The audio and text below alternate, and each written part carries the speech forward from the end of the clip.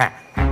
এবার তাহলে একটা নতুন সোশ্যাল কবি, সোশ্যাল মানে সামাজিক, সোশ্যাল কবিতাটা শোনাই, নতুন লিখেছি। পুয়ো পার্বণে বাজাও কাশি কিংবা বাজাও ঢোল, মাগো পুয়ো পার্বণে বাজাও কাশি কিংবা বাজাও ঢোল, জমতে তুমি দিও না ক কানের ভিতর খোল।